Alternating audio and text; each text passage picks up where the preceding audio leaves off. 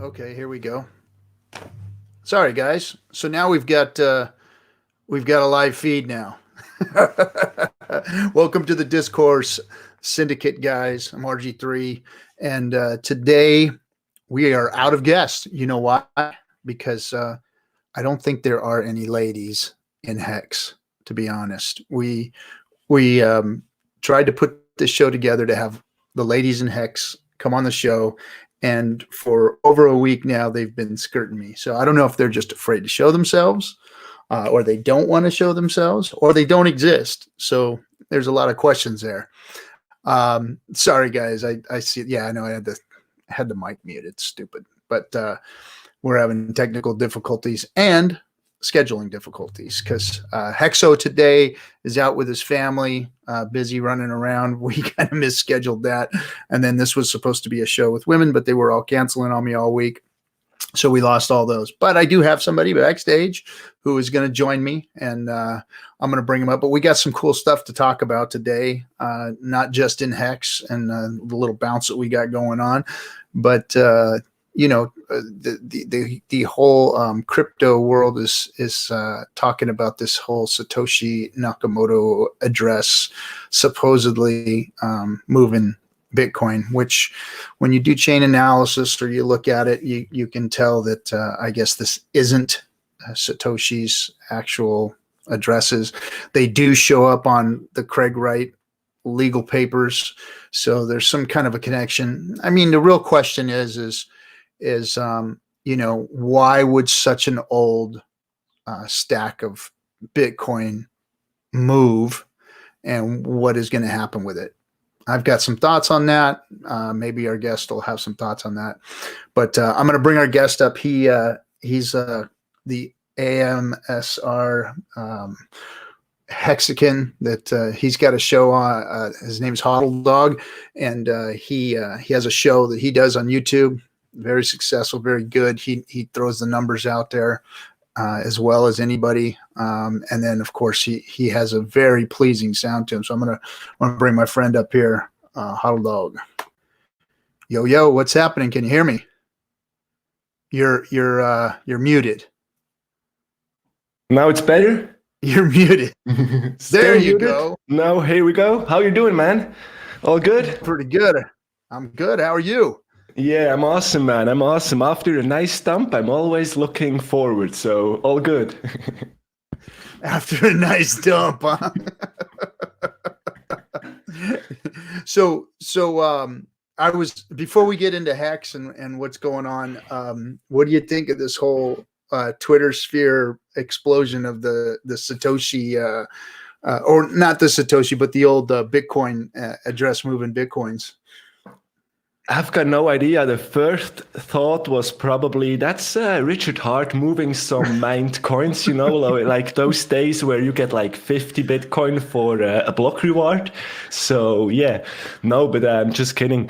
I've got no idea. I think I'm now for 3 years in crypto, and you have a lot of fun, and every day is some new stuff going on. So I don't know, you just take it as it is, I guess. So and it's nice to see if you move some Bitcoins from the old days and the days before. And yeah, that always creates some fun, I guess. So yeah. Yeah, I've seen, you know, big drops from just coins just moving from wallet to wallet, not being, you know, cashed out or liquidated or whatever, but actually just moving from one wallet to another, and that taking the price and tanking it and creating all kinds of a frenzy in the market, you know. So you don't even have to spend them. Yeah, that's true. That's totally true, man. I never observed that much of the Bitcoin transactions from the OGs. I was more into the Bitcoin mixing and the coin joining, and I was observing transactions after the mix. So I'm not sure. I don't really give a damn about those movements. Of course, you're right. It creates fun. It creates some activity and some speculations as well. So yeah, it's entertainment for me. After all those years, you have to take it easy a bit and don't get it too seriously. Well, when I first saw it, you know, it gave me a bunch of excitement, because you think, you know, for a split second, you know, you think, oh shit, was that really? So you first see the news and it's like, hey, this old address move, you didn't really get to analyze it yet, or like even Richard put out some information about how it was kind of chain analyzed and shown that, hey, these really aren't Satoshi's coins. These are old coins, but they probably aren't Satoshi's coins. Yeah, I just saw that they had like 600,000 confirmations or something like that, like really OG coins. But yeah, that was nice. So like old pieces of 8 is what it was. You know, if you don't know what that means, it's old pirate. Yeah. So when I first saw it, you know, I got to admit, I had this real kind of like Christmas kind of excitement, like, oh shit, Satoshi's bags moved, you know, like He's what alive, is this gonna do? You know, what is this gonna do? Oh, we got some excitement in crypto. Because I was talking on Twitter with somebody earlier, and I said, man, we need some of these Kardashian moments in crypto to kind of make things exciting, you know, because like back in 2017 when Run was going, it was like, you know, we'd get some FUD out of Korea, or we'd get some excitement out of China. Yeah, some news would China hit. FUD, yeah. And then all of a sudden, you know, the price would shoot up or it would shoot down, and we'd have all this excitement, and then it would turn from altcoin season to Bitcoin season, and from Bitcoin season to altcoin season based on the news and the FUD, and it was fun, you know. And lately there hasn't been a lot of fun until Hex, of course, and all of us that are involved in Hex have been excited, you know, about all the things going on, ups and downs and everything else in between, and the FUDsters and all that. You know, it's been fun. It's been a lot of fun. You having fun in Hex? Yeah, all the time, man. I'm just trying to take it easy and just go forward. So I'm not really scared or whatever. So I try to transport as well this energy on the stream or on the videos, that I'm just a happy dude doing some crypto stuff. And yeah, I was following Richard Hart quite a long time and watching his video, waiting for his token. Even the first token he was planning to do, I guess, and he stopped working on it afterwards. And then all of a sudden was this Hex Bitcoin first out there, and yeah, now we have this nice shiny Hex token, and doing a great job, I guess, on the blockchain. So yeah, really looking forward to it.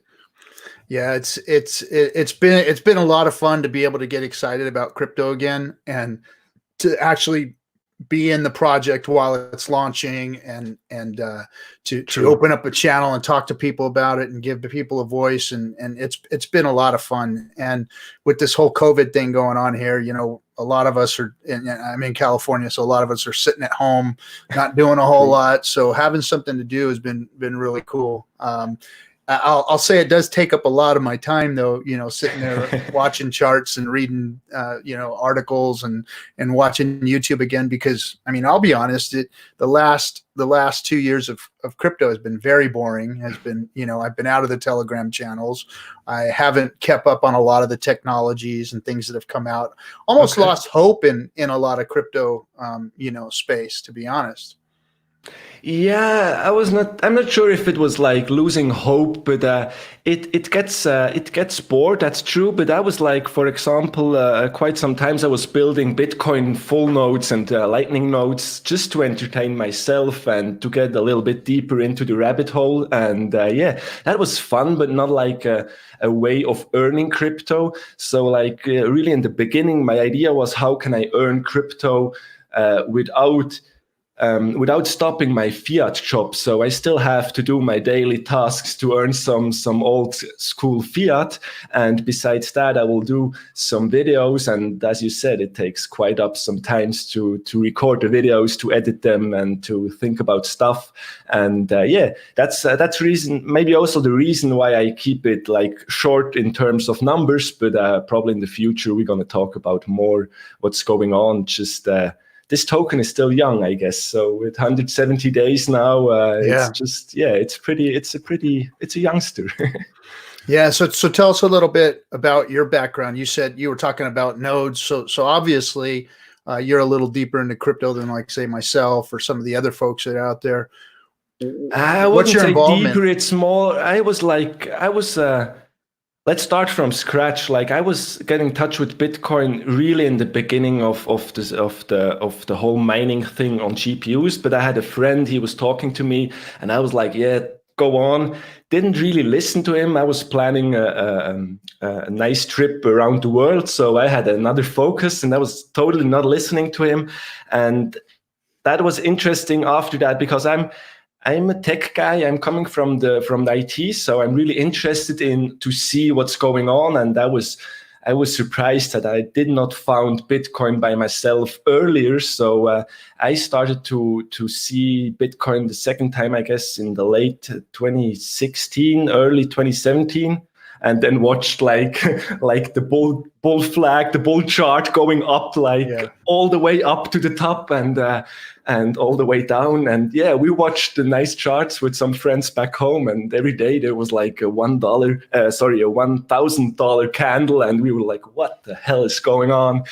And yeah, after that, it's like you read it everywhere. You're going down the rabbit hole, and you start to exploring. And because I'm a tech guy and interested, maybe first more in the technology than in finance or in money as in general. And yeah, that was just like building some Raspberry 3 and 4 nodes, connecting them, and build up some Lightning nodes as well, some nice shells 3D printed from some dudes in the crypto space. So that was just testing and having a look or having a feeling how it's really going on, if there's some enhancement. I'm still not in a position to judge things. Like I won't say Hex would be the new Bitcoin. I'm just accepting it as it is. I'm just looking what will go on in the future. So exactly. Look, you hear me yelling at Bitcoin all the time, and it's old tech, and half. There's a part of me that really wants to speak out about that, but there's another half of me that really has. I have a place in my heart for Bitcoin, because Bitcoin was the first cryptocurrency. It was the thing that sparked my imagination of what crypto could be.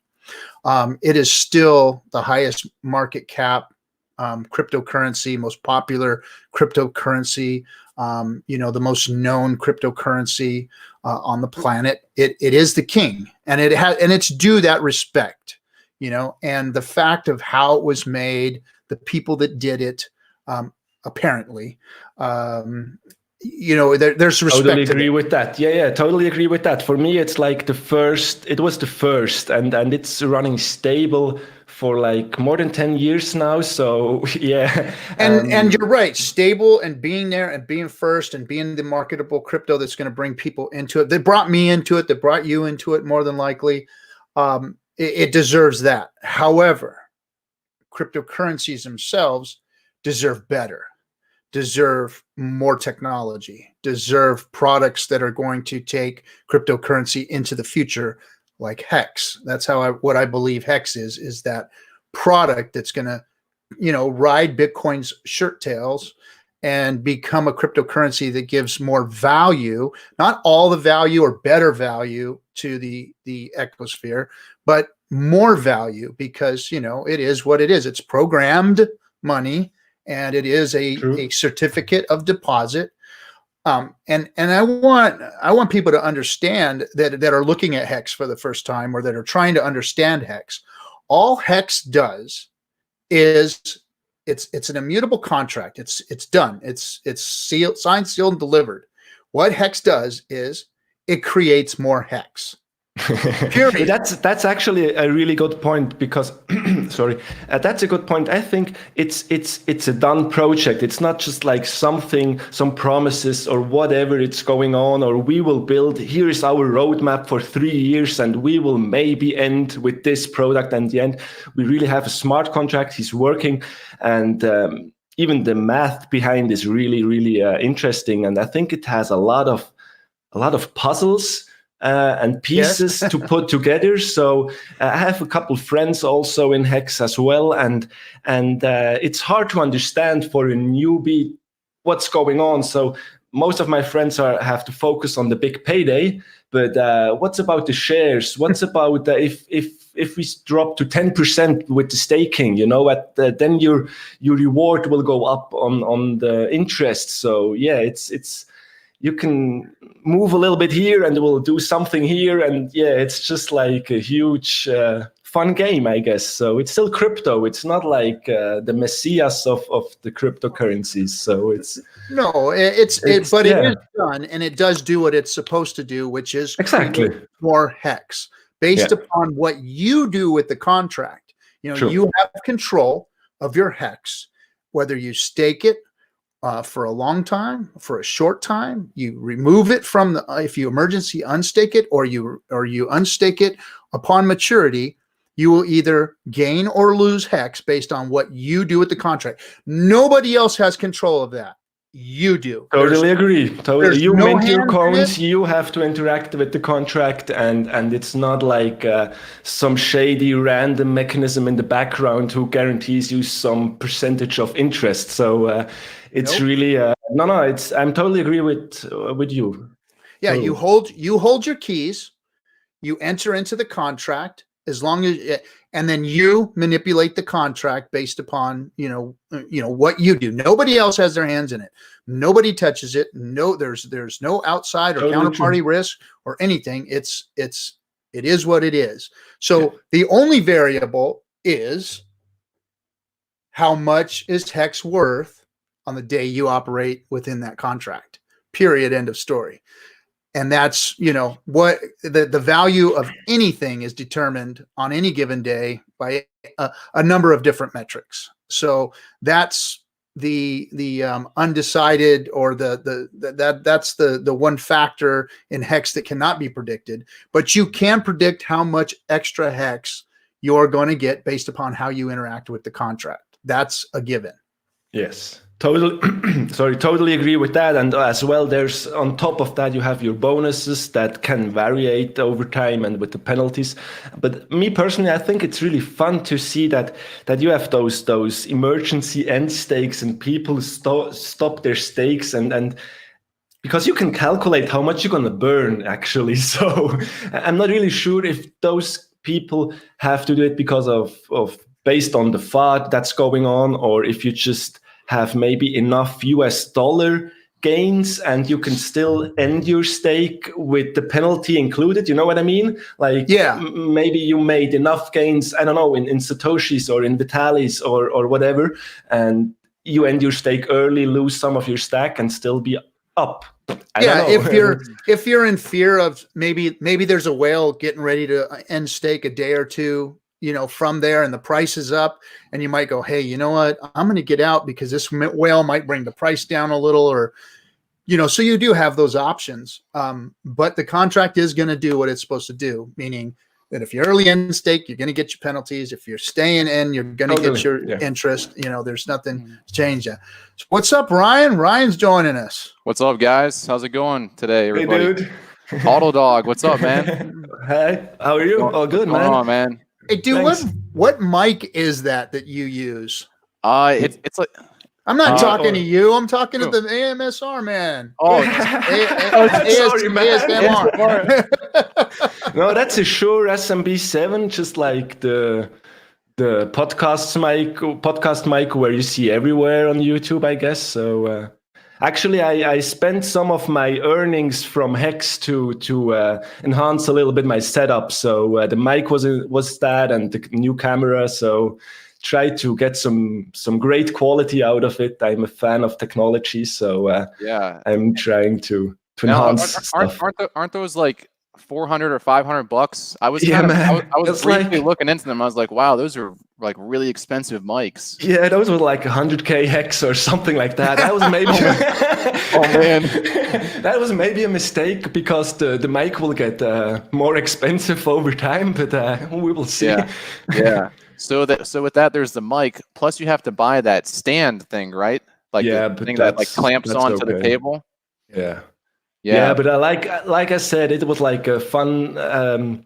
You said it, RG3, before. We had like this pandemic thing going on. I'm not really sure if we can talk about the C word in here. So I was still working. I'm still working just from home. So I needed to do something beside walking the dog. I needed to rebuild a nice setup, and that was just before everything started. I had my orders out, all the hardware in the house, and that was great.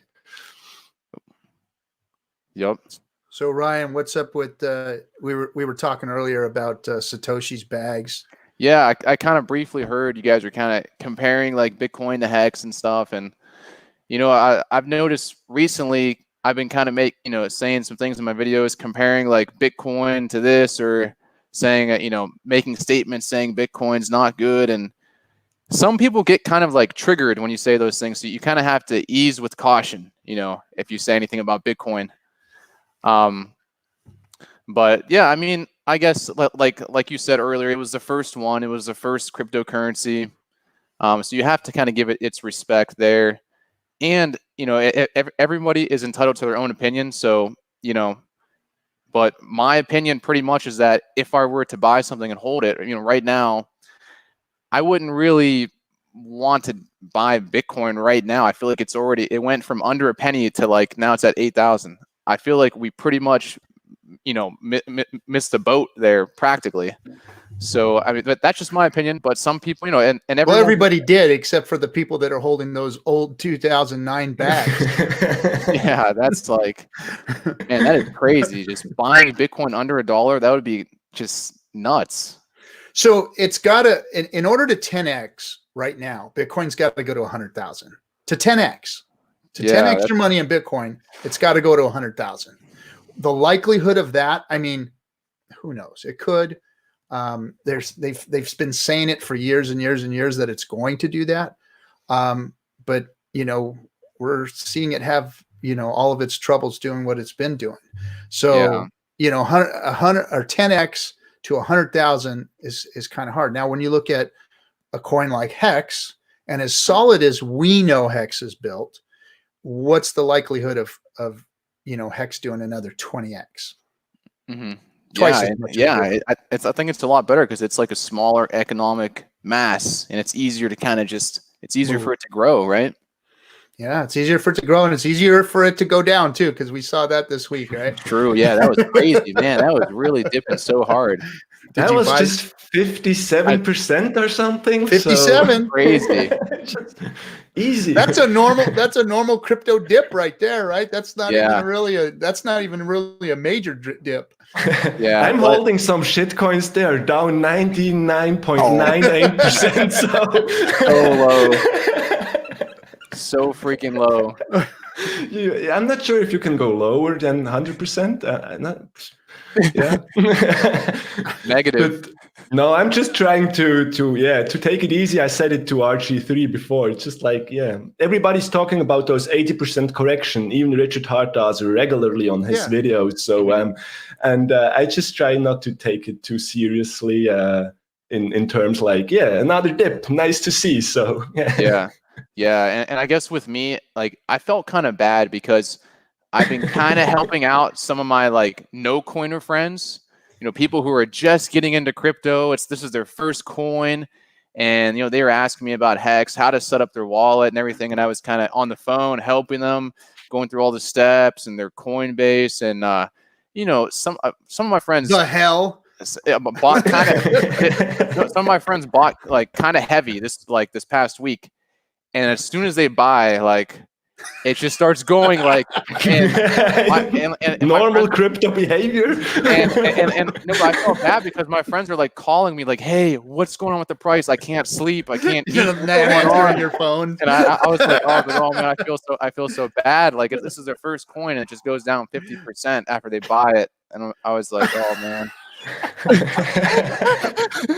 Welcome to crypto. You should not give any financial advice, I guess. Yeah, true. I don't bring people in anymore. I don't do it. I just don't. I mean, I tell people about it. I don't have the patience for it. You know, like I watched, who was it that did that? Was it Coffee? He had a guy that was, you know, he was a tech guy and he was bringing him in, and the guy, even Coffee couldn't explain it to him. The guy's had his wallet screwed up. It was like, no, don't do that, bro. And I was on stream watching it going, no, he's screwing it up. Don't do that. No. And it's, I mean, it's so awkward to try and introduce people to cryptocurrency, because it's just, it's so difficult. And I keep saying it, until that gets resolved and until it's easy to get a wallet, like you need to be able to like go somewhere and put your card in and pull it out, and it spits you out you know, a key, and you've got your crypto in a key there, and you can, you know, keep it on a hardware wallet or whatever, or move it to your computer. It's got to be that easy. It's got to be something super simple and easy. I mean, I know you're always going to have to protect your keys and do all those things, but let's face it. I mean, I've lost crypto. I've lost it. Yeah. And I've been doing this for a long time. I've lost MetaMask wallets. I've lost crypto doing it. I've got stuff sitting on an exchange right now that I can't get on because they want me to send all my pictures and shit again because I lost a phone and screwed up my two-factor somehow, some way. Yeah. So I'm kicked off an exchange right now because of, you know, a second layer of security that's on top of the other layers of security that are within it, you know? So until that difficulty, I think, gets removed or made easier, simpler, it's going to be just a clusterfuck to get people into crypto, you know? Yeah. And I think, and just my experience helping out some of my no-coiner friends recently, you know, just trying to buy it with their bank.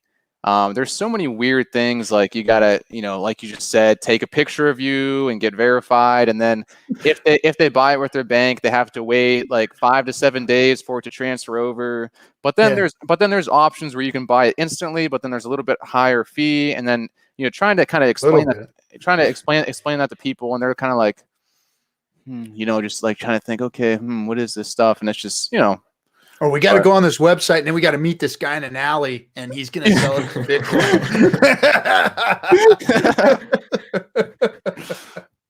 I mean, it's funny, you know, and so that's why I kind of laugh at the whole thing, and the maxis and the whole Bitcoin. Oh man, is so freaking awesome. Tone Vase. Like I saw recently, he's been doing some live streams or whatever. And I went on his thing and I tried to like just type something in like in the live stream chat, and I guess I'm just permanently banned. I can't go anywhere around that guy. He's got like a I can't even type on his live stream. I don't know what happened. He banned me, I guess. Yeah, you were not friendly enough, I guess. I don't know. He's got a huge army out there, so man, they're watching us, bro. They got us on like what do you call it? You know, within 300 feet of restraining order. We've got electronic restraining orders on us. Man, I can't even imagine what will happen one day if, say, you know, Hex or whatever, something flips Bitcoin. Those maxis are going to be like they're going to be so in shock. They're not even going to know what to do with their lives. They're going to be like, oh my god, everything I've been preaching is wrong. Like, oh my god. But I mean, with evangelists, that's what happens. You know, you're usually spouting off about something that there's only half truths there, you know, or you're over exaggerating your position or the position of the thing that you are evangelizing for, you know, and it's advertisement, it's grandiosity, whatever you want to call it. It's, you know, those guys in general, we've seen they are shilling something, either their bags that they've had for a long time that they didn't sell at 20K that they want to go back up so that they can sell them, or a bunch of them that bought them, you know, on its way up into 16, 17,000 land, and they've got to sell them again one day in order to get their position back. So you've got that factor, and then you've got the factor that a lot of them, because they were crypto's first spokespeople, they're shilling some product, you know, either it be an exchange or some type of a leveraging position tool or whatever. They're all shilling something, and they've got to stay on that platform and keep evangelizing for that platform and that crypto, you know, ad infinitum till hell freezes over, because they're stuck. But we're doing kind of the same stuff, so no, you're absolutely correct. Hex evangelists. But the difference is that, and this is what I feel the difference between us people in Hex or Hexicans, whatever you guys want to call us. Some people are calling us that.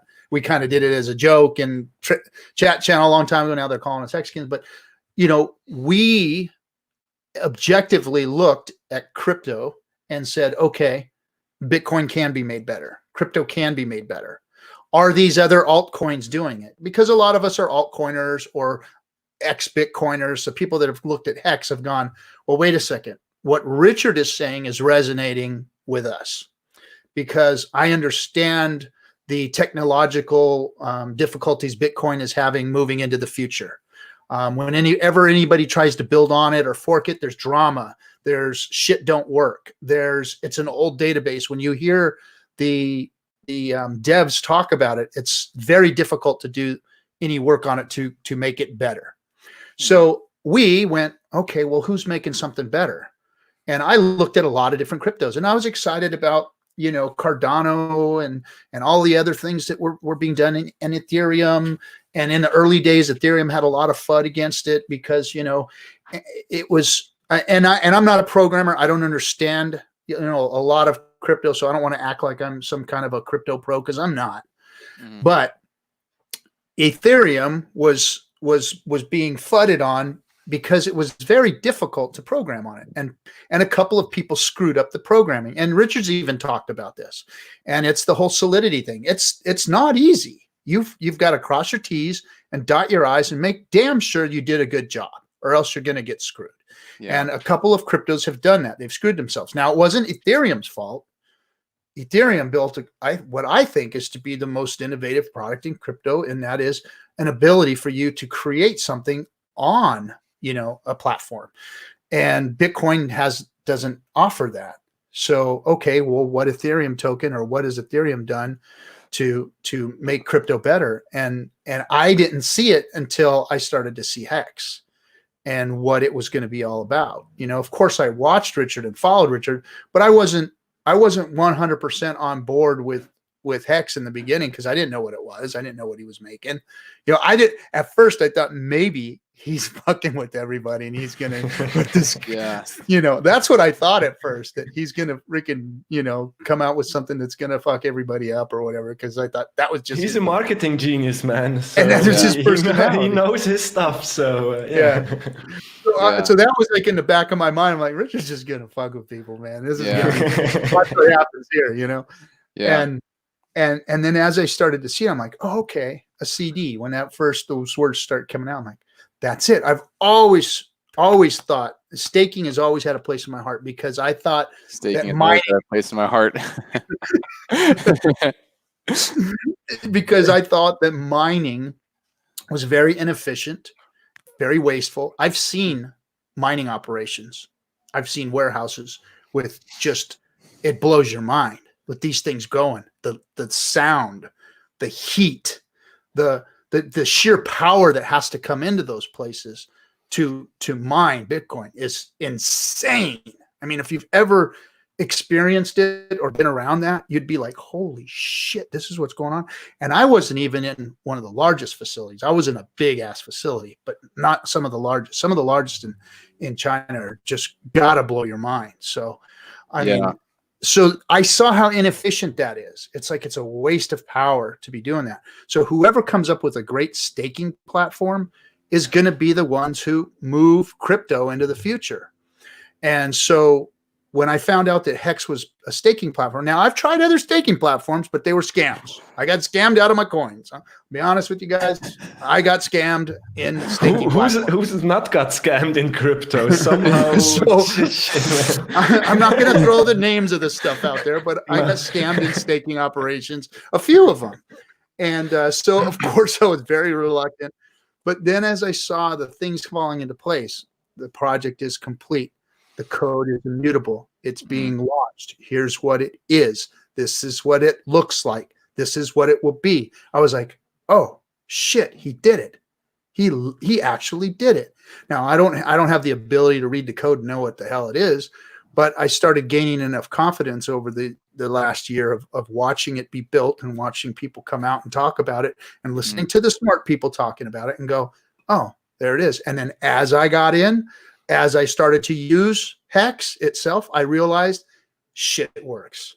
It really is working, you know? So, you know, that's my position on it, but I don't even know. So pretty much, I mean, real quick, I'm not sure if you guys mentioned this earlier in the show because I joined kind of late, but Hodldog, you first came across Hex when? Like, I came across like the first coin Richard would like to make with this, to use the power or the mining power to calculate something for medical reasons, I guess. I'm not sure. Maybe you remember the coin name from before. And then, yeah, he was talking about his own coin after the videos came out, like the 20K top, and then he hodled strong, and then he watched going down with his stack, and yeah, he saw what Ethereum did to his stack, I guess, as well, with this 10,000x in a short time period. And actually, I started doing videos the first day, so yeah. I FOMO'd in the first day like everybody else, so yeah. But you're right, because I watched some of Richard's really old videos, and he was like on stage with Ivan on tech, and like this was at the end. This was like, I think, during 2018, and then like kind of into 2019. So he was planning it for a while, but I think he just started to kind of get all the Hex stuff, like the marketing, the logo, I think in 2019, like maybe like March or something, and kind of getting, I think he started the Telegram groups, and I saw some people, or some people posting there, like, so really early back. But yeah, we talked about that before. It was like Hex Bitcoin Hex something, and after that we get rid of Bitcoin and just call it Hex. And then I think I first found out at the end of November is when I first came across it, and then December is when I bought in, and then you, RG3, you first kind of came across it when?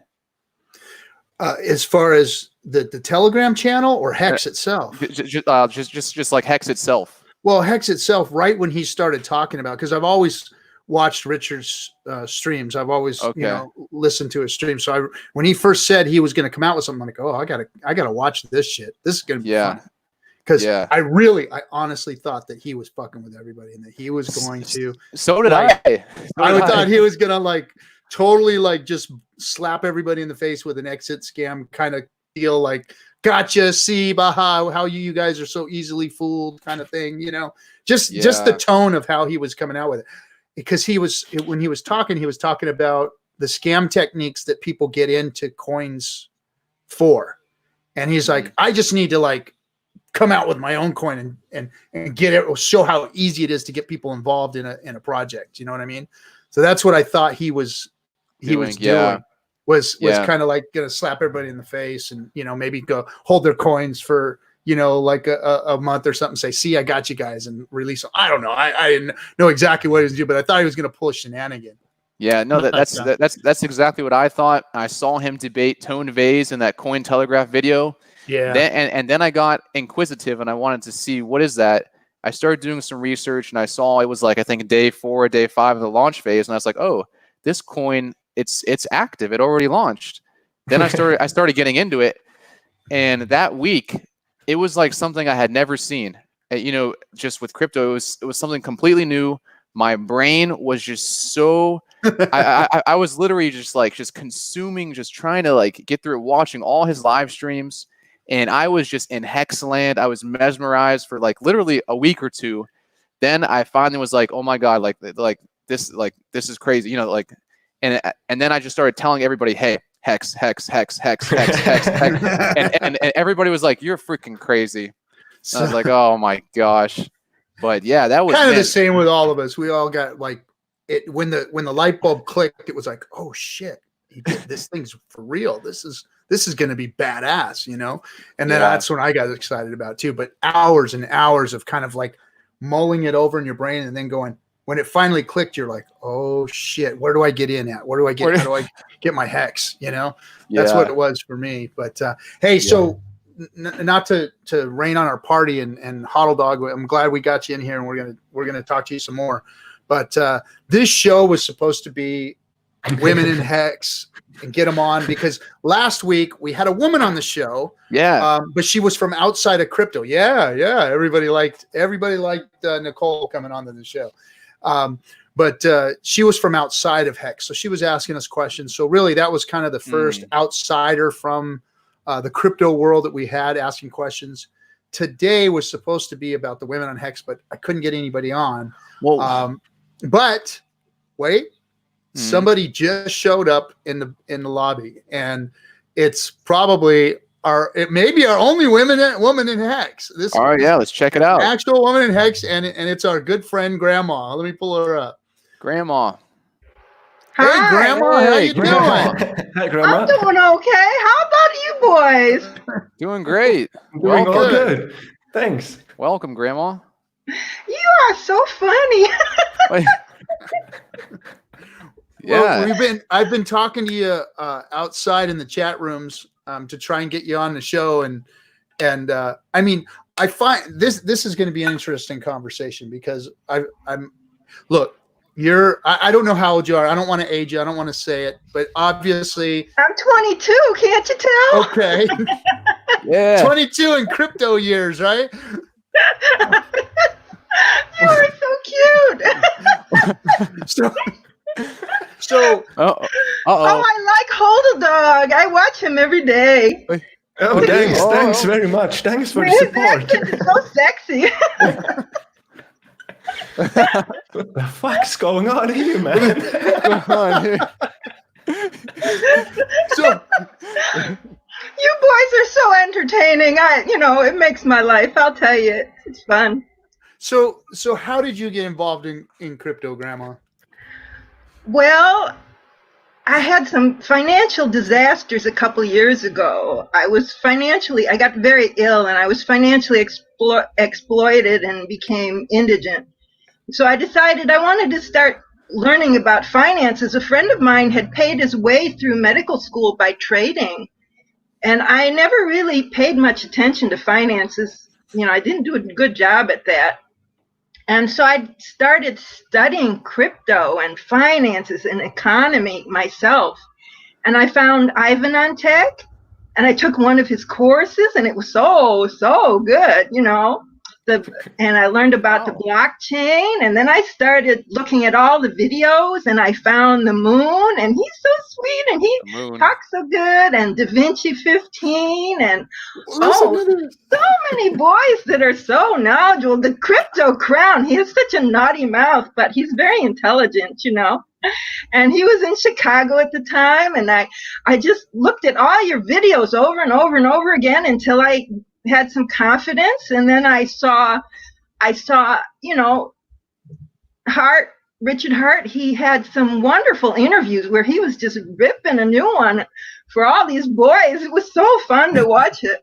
And then I looked at what he wrote, and the Hex Win stuff, and the economic audit, and wow, I love mathematics, and I was very impressed with the economic audit. So I decided, well, I'll put $10 in it. And I did. And that's how I got in, And then I learned more and more, and I studied more and more. I just love to play with it. It's so much fun. And I got in on the 1.8 million day. Wow. Nice. Wow. And lots of millions and millions. And boy, if it goes to $1, woo! I'm so excited. That is cool. Man, that is really that's awesome. Cool. Yeah. So, wow. So are you telling me that you actually read one of the audits? I read all the audits. You read all the audits. Wow. And you can interpret them. Well, I know a lot in terms of mathematics. I have a long background in academics. Okay. So what's your opinion on the audits and what did they say to you? Can you cipher them for us? Versus Well, the economic audit, there was only really one purpose, is to prove that the shares, you get less shares as time goes by. And, if you get out, it's not good. You lose. So it's a mathematical proof of that the shares go down with time. So kind of like what we were talking about earlier, where Hex makes more Hex and the contract does what it's supposed to do, and that audit was saying that the share price does what the share price is supposed to do, which in order to increase your position, you have to stake more or longer in order to increase your position versus longer. The more is not so important. The longer is more important. Longer pays better. Yeah, longer pays better. That's definitely the plus in staking is pushing it out there longer, obviously. Yeah. That's the way it goes. So I think there's a lot of people who don't. I'm very disappointed in this generation, millennials and Generation Z. They're not studying mathematics enough. I don't think they understand it enough. And I saw that when I was practicing pediatrics, the younger generation, you have to do things in your head. If a child's dying in front of you, you can't grab a calculator to figure out, the drip rate for a life-saving drug for a child. You have to do it in your head. And everybody, all of a sudden, with the millennial generation, they started to want to pull out their silly calculators. When I went to college, we had slide rules, for heaven's sake. You have to be able to do some mathematics. They rely on technology. I mean, if there was a big magnetic wave of some kind, they'd probably die, It's really silly. Good points. No, good points. Oh, you're right, because If you took the electronics away from my kids, I think they'd all be laying in blobs in my living room because. Well, I wouldn't let my son use a calculator until he was in 7th or 8th grade. I mean, it's pitiful. You have to learn your math tables first. You have to be able to do it instantly in your head. It will help you as well with your finance in the future. So that's true. I think people have become lazy with technology, very lazy. Actually, guys like me actually just need to hook our buggies to people who can do the mathematics in their head, because I'm not that. Oh, you're a funny boy. I negotiated my way out of high school. I didn't graduate from high school. I negotiated my way out. They said, "We need you out of here," and they sent me. You naughty boy! You naughty boy! You naughty boy! RG3. I didn't have a You're a naughty boy. I had boy. a surfboard. I went surfing during high school, so it was. Oh my goodness! I'm that guy. Oh my goodness! I was a nerd. I went to college when I was 16. So. Wow. I was very nerdy. Yeah, you seem I've done many things in my life. Tech savvy. You seem pretty tech savvy. I started in high school with the mainframe computers on the University of Chicago campus and the flip cards. And you had to write your own program. Yeah, wow. and actually, there's some no people Windows or anything like that. There's some people saying in the comments you should possibly start your own YouTube channel. I'm not sure if that's ever come across your mind. Well, I'm trying to figure that out. I'm thinking maybe, but I've always been behind the scenes. This is first time. Secret. First time. I mean, RG had to convince me a little bit. I was a little shy. So. Yeah. No, you seem like if you had your own channel, you would do pretty good. I mean, you seem like you have a good grasp on everything. I have a grasp on a lot. I have a big grasp on coronavirus. I'll tell you that. Oh man, coronavirus. Yeah. What twice now? What's your? I shouldn't say it. I should say the corona bug. Yeah, I mean, I'm not sure if I should even say, but I guess what's your, I don't know, opinion or? Well, you got to understand. I did research on deadly viruses. Oops. There. I did research on deadly viruses. And so I'm quite familiar with the genetics and the medicine and the molecular biology and things. And I warned early on, I made a private message to Richard Hart and asked him to help do a little public relations to inform people about it, because he's intelligent enough to understand what I was saying. And he was very good. He did a bunch of for a stuff. while there. Mhm. Yep. Yeah. And so I think that was very important. I think that was helpful. I think I was great. I emailed a bunch of people who do things online, and I asked them to take it more seriously, because we started to lose a lot of frontline workers. One of my colleagues died in St. Louis, and other people. I've had 4 people I know pass away, so it's not good. Yeah. It's far more serious. Far more serious than seasonal influenza. So how do you That's true, feel about them easing up the restrictions at this time where we're at in the pandemic? It looks like we peaked. Some places may have even started to drop a little as far as the death count. You're wrong there. Most of the United States hasn't even peaked yet. Most of the red states haven't peaked yet. It's just hitting them now. And now they're easing restrictions, so you think that it's going to... They're insane. They're absolutely insane. The death count is going to be at least 500,000, in my opinion. Oh, wow. Just this year. And I mean, we're going to hit 100,000. This is a marathon. This is a marathon. It's not short term. It's going to go on for 2 years at least. Wow. And so the best thing is to get the numbers down as far as you can, and then we're going to have to do a sequential 30 days of quarantine, then open for 30 to 60 days, then 30 days of quarantine, then open for 30 to 6 days. That's the only way we're going to be able to keep the hospital systems from being overwhelmed. So we're going to have a lot of dead. We're going to have a lot of dead for sure. What's your thoughts on the vaccine if they make that mandatory?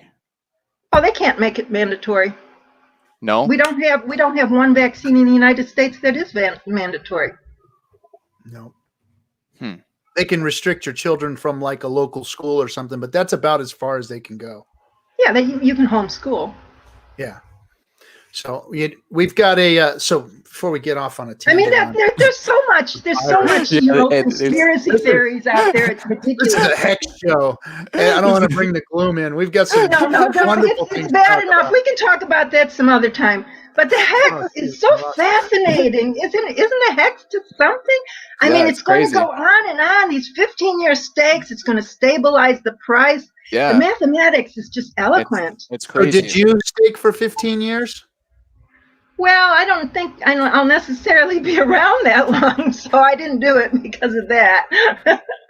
But I didn't even stake for 15. No, I did, but I don't even think I'll be around.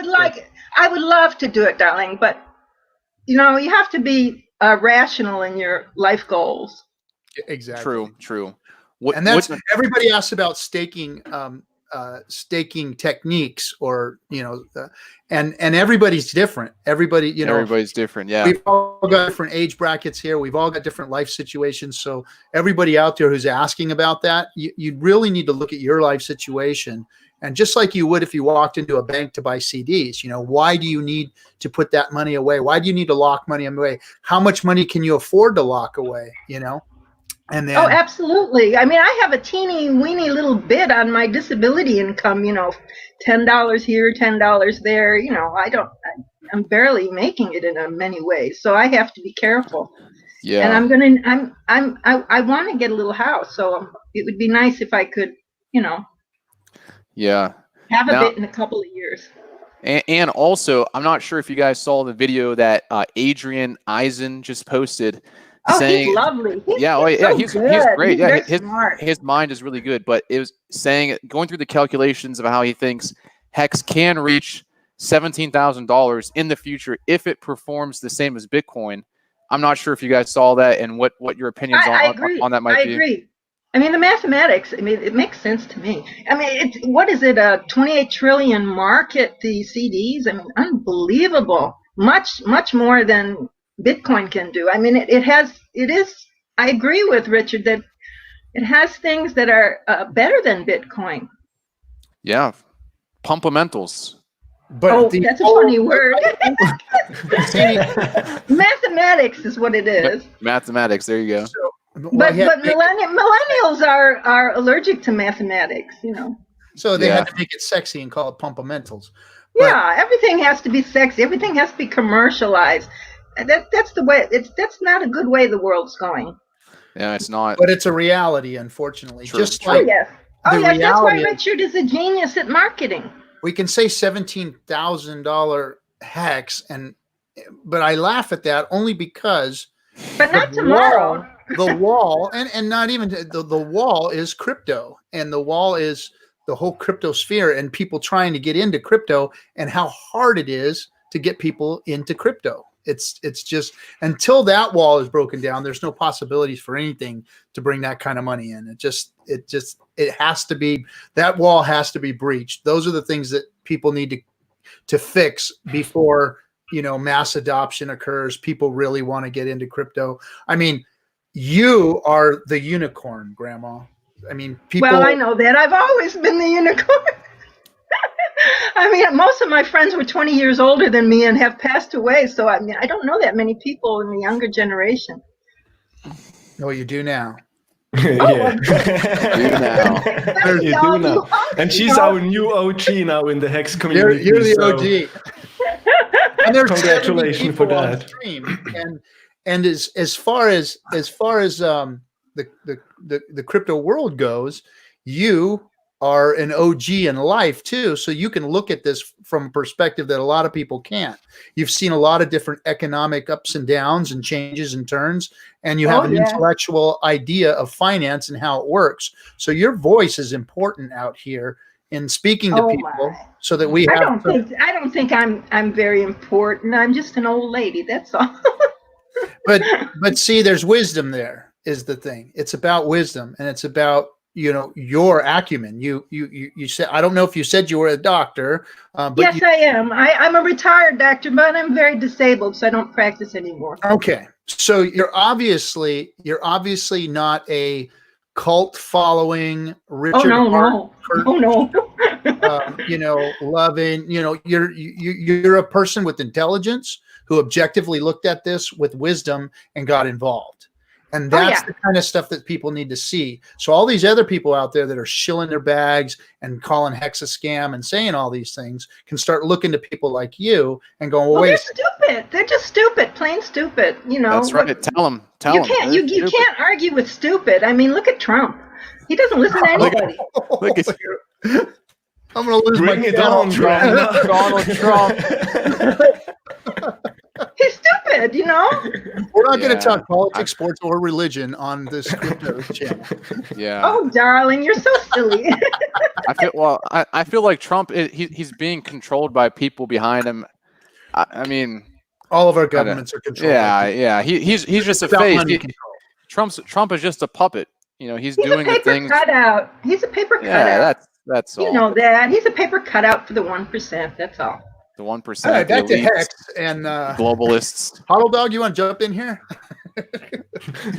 I've got nothing. I'm not from the States, so I'm all good. That's what I was saying. Jump in here. All my relatives are Canadian. Well, I'm Canadian too. I'm Canadian American, but all my relatives are from Budapest and Eastern Europe and whatever. So yeah, I like Europeans. They're much more sensible than American boys. I've got no idea. I've got no experience with American boys, so.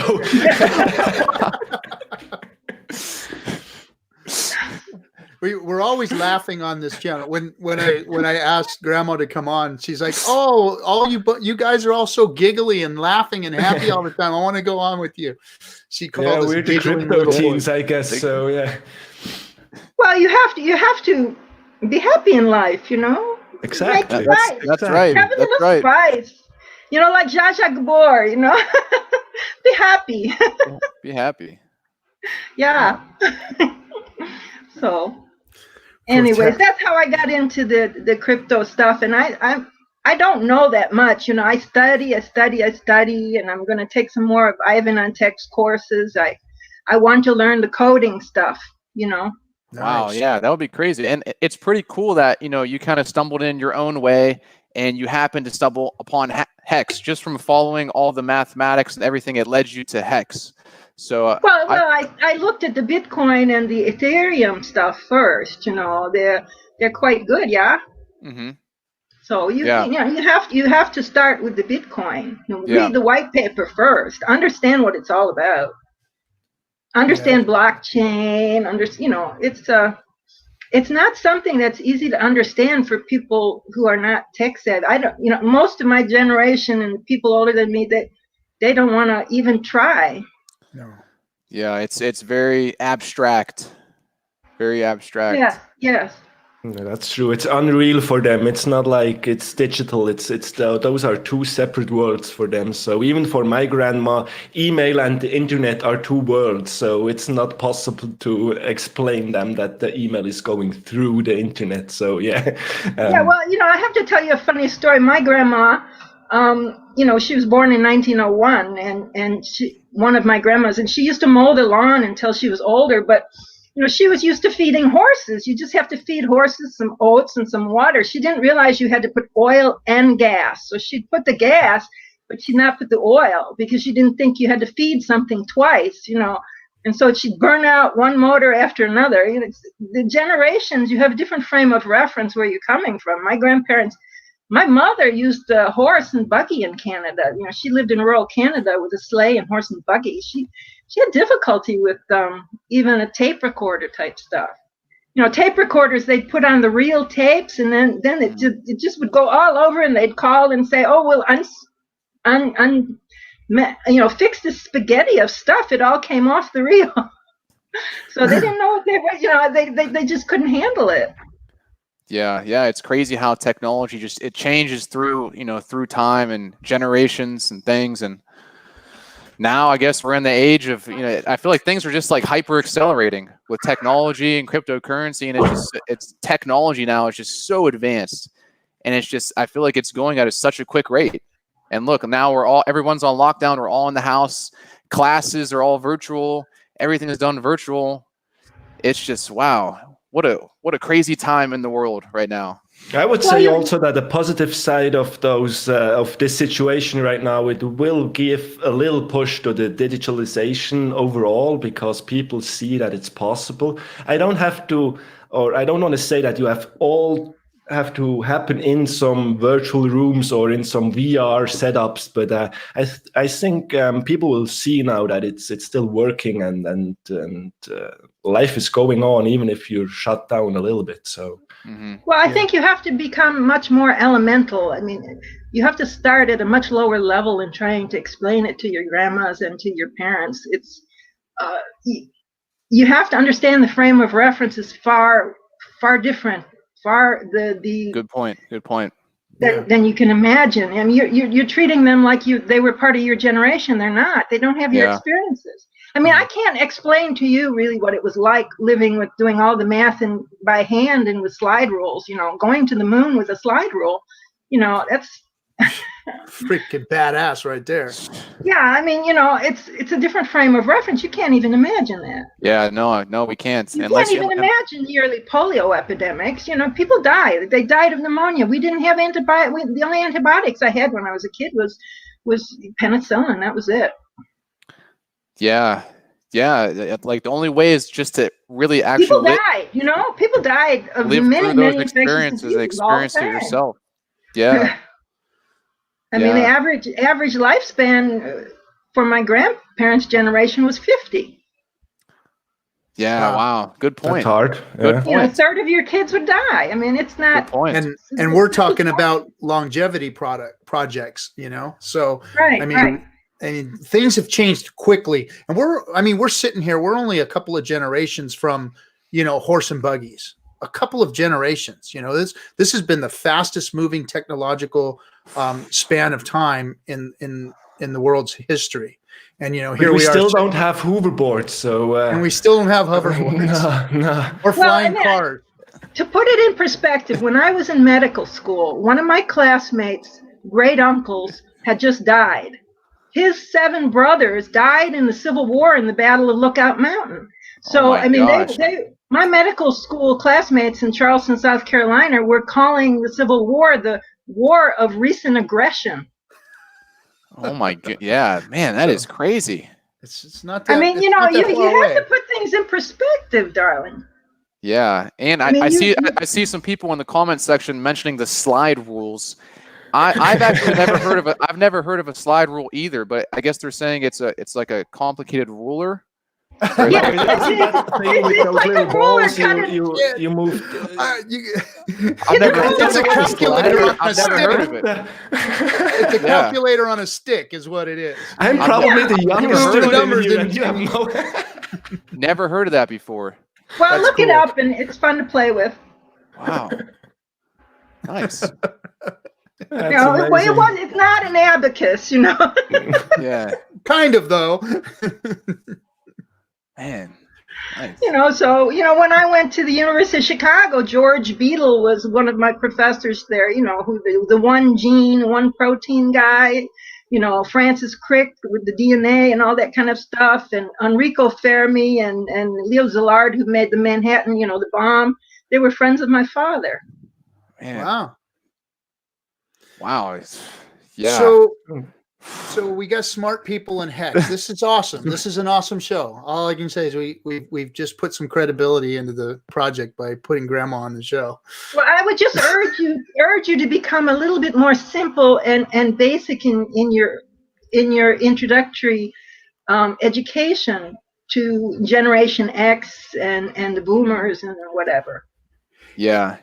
Yeah. Yeah. Well, Even some millennials. Many millennials don't have math education. Well, I think the problem is really with I think Xers are going to get drug into this. I think Boomers are going to not They're have gonna anything die to off. do with it. Yeah. And Die off, I think. And I think that millennials are going to have to learn how to deal with getting into crypto. It's But going to be. many of them are panicking. The millennials. I mean, my son. I mean, I sent him some Bitcoin. I got a little bit of Bitcoin and sent him some as a gift and made him, make a Coinbase account in whatever. Yeah. But he's Get 'em still set not up. spending any time about it. He doesn't. He doesn't really want to do anything about it. Yeah. Yeah. So some people just aren't into it, and they just don't even want to put in the effort. They'd rather just, I don't know, do their social media or who knows, Well, they're too wrapped up in just surviving with jobs and making money and taking care of their families. Yeah. I mean, they don't have free time. Most people don't have free time. And you guys have a little luxury. You're spending time doing this. Most people tons of time. So we've got we a are cool, investing some time of that's time is money. There we go. So we got a question I want to pose to help out here, help everybody out here, and Grandma, you're the first person of your age that I've seen on any crypto show, to be honest. Oh, so no, isn't that cool. the man? Isn't there the man with the new videos? What's his name out of? You're not talking about Cliff High, are you? Conrad. Oh, Conrad. He's good. He's good. Yeah. Conrad. He understands it. He's out there teaching people about. Yeah, maybe he's a little younger than me, but he looks older. Conrad! Shots fired. Shots fired. Yeah, I mean, Grandma's only 22, So here's a question that was posed by Coffee. He came on a second, but he had to leave. Grandma, how would you simplify it for people your age? How would you frame it for somebody your age, your generation, crypto, and how to onboard to crypto? Well, first I tell them that fiat, the dollar, it's not backed by gold anymore. It's backed by the U.S. military. That's it. Excellent point. The power of the military, the power of the U.S. If we lose power, like the British Empire lost power, then the pound no longer was the world currency. Excellent point. That's it. So it's theoretical. The dollar already is theoretical. So think of Bitcoin as a digital dollar, a theoretical digital dollar. It has the same value as a regular dollar would have, but it's not backed by military. It's backed by thousands of computers that one government cannot destroy. Wow, yeah, it seems like you have a really good grasp of cryptocurrency, really. But the caveat to that is that we do have mining pools, that we do have a consortium of miners that have control of the currency.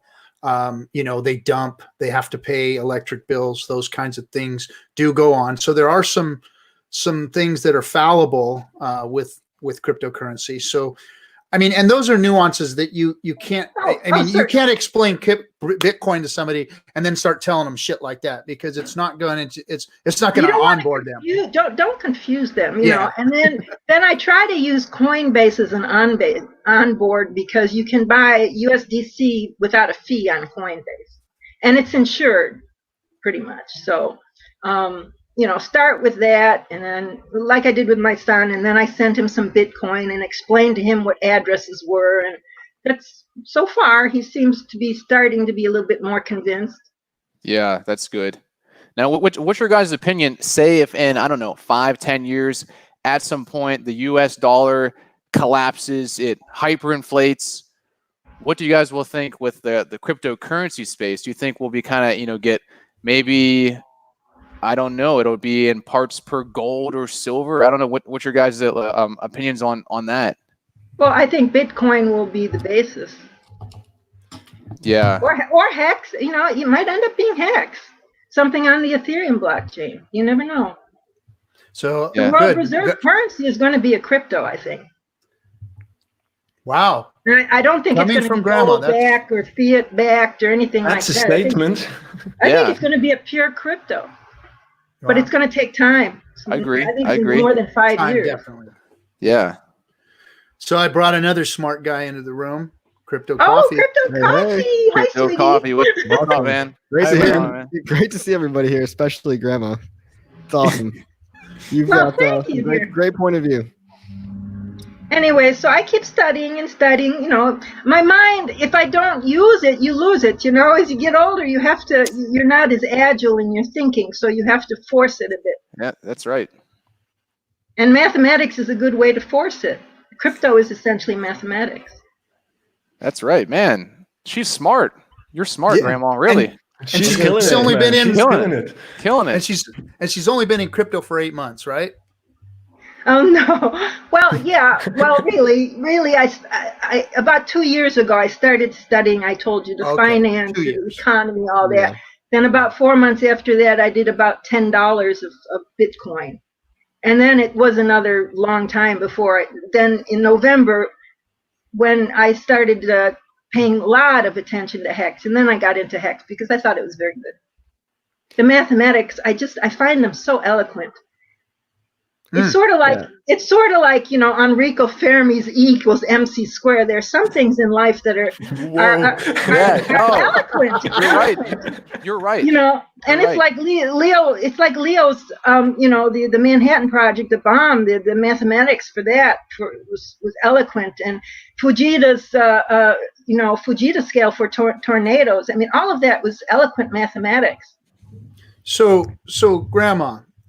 One of our last conversations that we had on the show was about share price and it changing. How would you explain that to someone? Because there's been, I mean, I think we've all got a grasp on it, the people that are in Hex and understand it. How would you explain the share price and how it changes at Big Payday to folks in layman's terms, or to people who don't understand crypto? I think you have to start out by telling them that the shares is not like a stock. Okay, it's not a stock. It's not part of a corporation.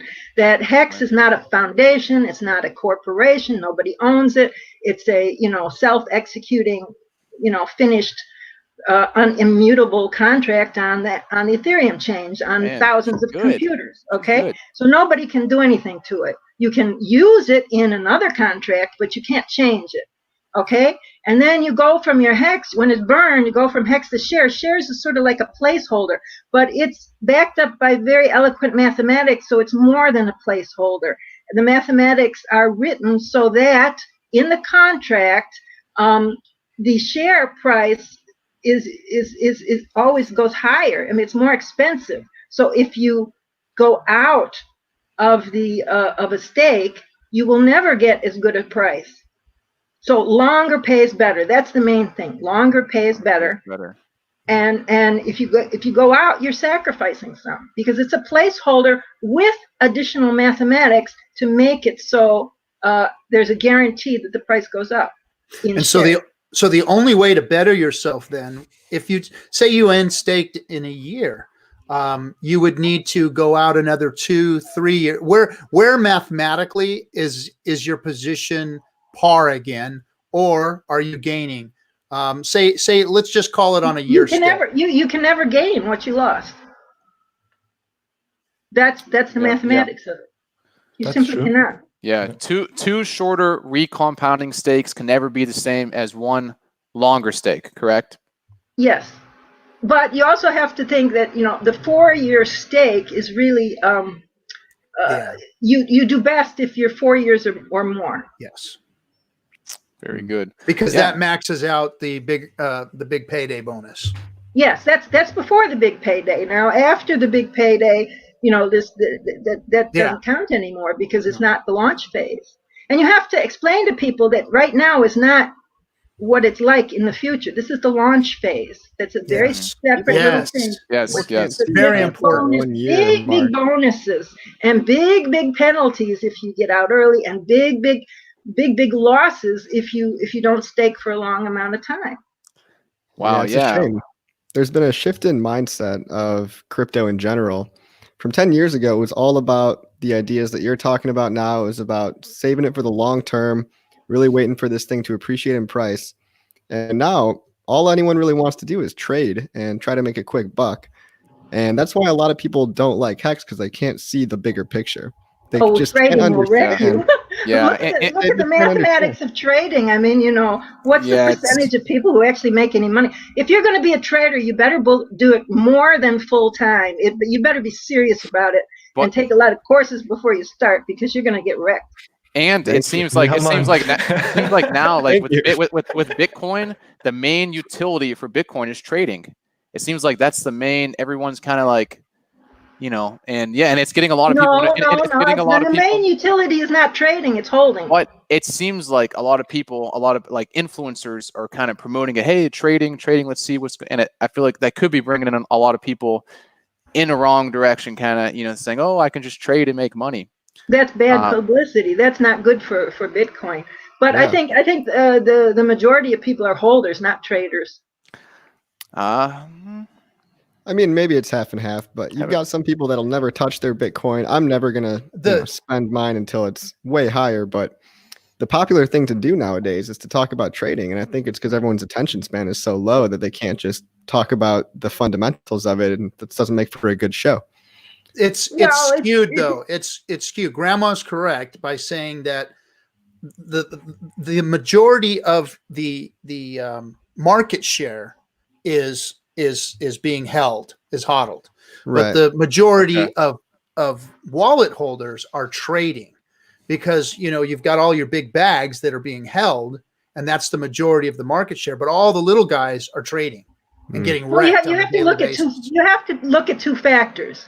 Your generation is the immediate gratification generation. They Their don't generation. wait for anything. Okay, and so that's a problem. That's a big issue. Yeah.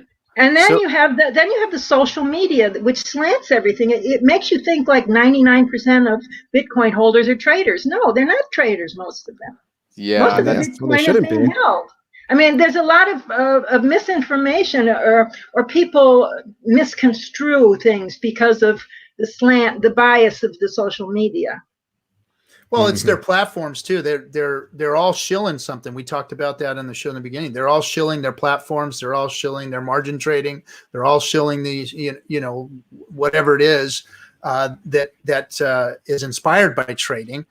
So the noise that you hear a lot of times is those people that are shilling those things, versus nobody's out there talking about holding. I mean, it's not part of the game, really. There's nothing exciting about that. Nobody has a show based on holding. It's all put a chart behind them and let's show the chart. Well, Conrad Zen with Real Hex, I think he's really going towards the holding. He has what it takes to, I think, really get more people into the space. So do we have a connection here? You've mentioned him twice, Grandma. I think it's called Real Hex or something like that. Do you boys Yeah. know? I saw that. I It's think Real it's called Hex, Real yeah. Hex, right? Yeah. Yep. Real Hex. Yeah, Real he's a real Hex. marketer. You know, he was one of the Bitcoin maximalists, the original ones and whatever. Yeah. Yeah, they're he all was kind of from back in the converted. day. He's OG. He's OG. So I think he Mhm. understands what it takes to get people in, and I think his videos are doing a very bang up job. You know. Yeah. And the great thing about Hex is it makes saving fun because it makes staking fun because you get to see your future stakes and how much you'll be worth one day. You get to ladder them in. You get to look at all the cool stat websites and everything. So it's really making it a lot more entertaining to do it the right way, which is to hold. Well, I think after Big Payday, when it's more simplified and it's just about the interest and the high interest rates to the stakers and whatever, it will be much easier to sell. Right now, it seems a bit complicated to most people. Yeah, Okay, I can't okay. wait till the whole launch phase is over because then you're not going to have anybody complaining about, all the various topics they complain about. I mean, you name it. You got recycling, or Richard Hart's going to dump all the coins on you and on Big Payday. And it's just ridiculous. So I can't wait till that all is proven wrong. All on the Big early Payday. Hex OGs want it to be over with. Yeah, I want to ask you. I want to ask you, boys. I want to ask you, boys, something. Do you think a lot of the people who are trading right now the Hex will stake everything the couple weeks before Big Payday? Damn straight. What do you think? Probably. We should make a I would say, game, yeah. a game to guess what percentage will be staked on Big Payday. They're trading and working the other platforms for gains. The biggest gain is going to be Big Payday. Mhm. So Yes, why but wouldn't those guys? They missed out on it by not staking earlier, longer. Right, but a lot of people don't understand that because it goes back to we want instant gratification and all that. So I think a lot of people are going to stake for 1 or 2 days just so they get that bonus, and then they're going to sell it right after, not realizing that they're going to get more lose shares. a lot. Yeah, exactly. That's stupid. So stupid for them. But Yeah. I'll be staking for the long term, especially right before Big Payday. Well, I'm 100% Totally agree. staked. Totally I'm agree. absolutely 100% staked through Big Payday. Good for you. That's awesome. That's what we want to see. Yeah. I keep a little bit liquid because I'm going to make a big show about me staking right before Big Payday. I think a lot of Nice. people. Yeah, it's just going to be a video. I'll stake 1 million Hex for 5 years or something like that. Well, I have a teeny weeny bit in Bitcoin, a teeny weeny bit in Ethereum. I told Yeah. you, I have such little money to invest that I've had to, be prudent. Right. So Yeah. So I got a question for you, Grandma. Are you going to go to Miami with us? I would love to, darling, but my health won't allow it, I think. Oh man. Oh, I think everybody's going to want to see you now. I think you're You have to come to Chicago, and I'll make you come over, and I'll make you a bison burger. Oh, Bison burger. a Oh, I bison love burger. That sounds game. good. I love bison. Nice. Well, And I I'm love in- salmon. You know, what Canadian doesn't like salmon? I love salmon. So. Yeah, salmon's great. So, Grandma, what part of Chicago are you from? Well, Southwest Side. Oh Okay. shit, neighbors. Yeah. Well, I'm in Lincoln Park, so Oh, you're in Oh. Lincoln Park. My dad used Yeah. to own a little condo in Lincoln Park. cool. Yeah, it's a nice neighborhood. Oh, it's lovely. It's lovely Yeah. here. Yes. People think Chicago's all, the same. Oh, but Chicago's dozens of neighborhoods and cultures, and Yep. it has everything you want in Chicago except for mountains. yeah. I'll tell you what. I went to Chicago, and now I'm born and raised Southern California beach boy. And when I got to Chicago and I saw what you guys had out there, I never, you think of Chicago. Well, us Californians, we think of Chicago as some city. Yeah. You guys are like on the ocean. I mean, that lake, the lake is like the ocean to me. I was like, Yeah. this isn't a lake. That's a lake. Yeah. Never seen anything like it. It was beautiful. The town was clean, and Well, you damn, the should see pizza's Lake good. Superior. Oh my goodness, Lake Superior is so deep, and oh my! But a lot of people was from awesome. the coast, from the East Coast, when they come to Chicago and swim, I had to go save somebody. I used to be a lifeguard, and I had to go save somebody. The water's cold. They're not used to the cold water, and they drown. Yeah, and it's not salt water either. Oh no, Right. no. So you have to be a little hardy. for the Chicago winters, but I used to go hiking in the woods in Minnesota, 40 below zero. I'm a snowbird. Oof. Yeah. I mean, yeah, 3 months, 4 months out of the year, it's the greatest city in the world, but then you got winter. So if you can deal with that, it's a beautiful place to live. No thanks. Oh, Not yeah. for RG3. I'm a Oh, fair yeah. weathered guy. But you know, there's some issues in Chicago. I mean, I've been a civil rights activist, and I've been a target of the corrupt politicians for a long time. So I have difficulties in that regard. Yeah, no shortage of that. Oh, it's beyond difficulties. If you read some of my blogs, oh my goodness. What's your Yeah. blog? You got a website? I have about 10 blogs. Oh, let me look. Wow. What are they called? Wow. Send me the links so that I could post them under the video, because everybody's going to want to read your stuff, Grandma. You're getting popular now, so let's. Well, I don't know if I want everybody to Oh, know who I am really from the crypto community. I mean, I'll send you you the link. degenerate bastard! Grandma doesn't want you to know her. So you got multiple identities, huh? I'll send you the links, dearie. But I don't know. There are some political complications. I'm a target of retaliation from some corrupt politicians at the moment. Oh, wow. Well, Wow. you're going to have all of our back. You got our backup now, Grandma. No one's going to mess with you. Oh, I'm afraid it's beyond that. There's some, you would not man. believe. Wow.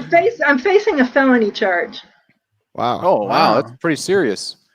Now Oh, yeah, you're I've been really my arrested. friend. Grandma's I've been arrested gangster, 40, man. 50 times. I mean, you know, Yeah. for my civil rights activities. Grandma, how many Wow. tats do you have? How many what? How many Tattoos. tats do you have? Tattoo. I don't understand. How many I don't tattoos? have any. I don't Okay. believe in tattoos. Well, Ooh. I want to keep. I was I just want to joking. keep my beauty. You know. There you go. Hey, Grandma, I got a question. I've got this slide rule here, and I have no idea how it works. Can you You don't explain know that how to it me? works? No, what my grandma gave it to me, and I have no clue what to do with this thing. To me, it's just a ruler. What a goofy guy! What a goofy. I heard you guys talking about him earlier. I think you can figure it out. It's not hard. I've got my iPhone. Just take an equation like 10 times 2 or 124 times 2 and slide it around until you figure out, you get the result, and then you'll see how it works. All right. I'm coming up with 3 pi. Is that right? You'll get it. You'll get it. I don't understand this at all, man. Look You at know. these comments. Grandma. Grandma's a true true True OG. OG. Grandma. Grandma's Oh. a hitman. Uh-oh. Grandma Robin. Grandma. Hitman. The chat is in love with Grandma. I mean, she I need some lawyers is what I need right now. I need some freebie lawyers. Some any civil lawyers in the rights lawyers. I need money behind to pay them. I need help. I'll tell you that. Put up your donation address. Maybe we'll have some Yeah, donations. give us for you. your donation Yeah. address, whatever you got. You give it to us, and we'll put it on the channel, because people are going to watch this. I don't understand what you mean by that. Really, I mean, just, Oh, it's just your Bitcoin or your Just- Ethereum address. Your reference link. You've got Uh-huh. you know what your reference link is? yeah. Okay, so give us your reference link, and we'll put it right underneath this video, and people can use it to get into the AA lobby, to buy their hex, or to Oh. mint their hex, and you'll get the bonus for it. Oh, but nobody's gonna give me a lot. You know, they want to keep it for their might. Any bit. might. Who knows how viral They this might. might go? You have no idea, Grandma. Yeah. It's the Well, internet. maybe I will. It's the Maybe I internet. will reveal who I am and give you my link to my legal documents. So who knows? It might be worth it. I'm facing some real uphill battles. So We'll Wow. put whatever you need. Whatever you need, we'll put down below the video, and support your cause. well, maybe I'll give you a link to my Illinois Supreme Court document, and it's 55 pages. But if you read it and then read about a dozen pages of evidence that I've attached, you'll understand what's going on. It's pretty disgusting, pretty sad. Wow. I've really exposed the corruption of the court systems. Yeah. Oh, Very yeah. curious about that. This is You know, deep. I've helped too many people who've been abused by the court system, either in divorce cases or in child protection cases or in, all sorts of things, even criminal cases. I helped free some wrongfully convicted people, and I've been retaliated against for it, and I've exposed corruption at the Cook County Jail and abuse of prisoners and things, and I've given information to the FBI and U.S. Attorney that caused some scandal at the Cook County Jail and got them in trouble, so the sheriff in trouble. So they don't like me. They don't like me, the politicians, and so you retaliate against your enemies, and that's what they're doing. Mm-hmm. Yeah. I guess the Hex community likes you more. So yeah, we understand what having haters is like. So Yeah, we we get a it. chat there. Well, Chicago, the politicians used to get rid of their haters with a machine gun. Now they get rid of their haters by calling them, a slut, a nutter, a criminal. So I'm too much of a goody two-shoe to be called a slut, but they've tried the other ones. True words. Truer words have never been spoken. But all my older friends that I marched with Martin Luther King and whatever, they've all passed away, and I need a whole new army now. Yeah, what a trip. You got the Hex Army. So Yeah. Well, There you I don't go. know if y'all into politics the way I am and into weeding out corruption. So when you fight corruption in with big politicians, they can do things. yeah. You've I'm more of an silenced us anarchist. all. And I've taken some big hits. When you read my Supreme Court document, you'll see what I mean. All right. All right. Wow. We'll post all that stuff. Yeah. Any questions that you have about, crypto that we might there be we able go. to answer? Bagron, get out of here. You. There's a pretty good comment right there in the comment section. Where's that?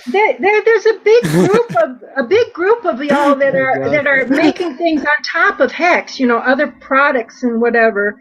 And is there any centralized place where you're really listing all of the projects that everybody's working on? I mean, I would like to see a centralized sort of just Telegram channel where you're just listing all the products. I think there's one. It's called Hex Play. It has all the Hex games and all the dApps, right? Mhm. Hex Play. But other than games, She's talking about crypto. You're talking about crypto in general or just Hex? I'm talking about serious DeFi projects on top of the Hex smart contract. I'd like to see a list of what's being worked on, and I'd like to read the white papers and whatever.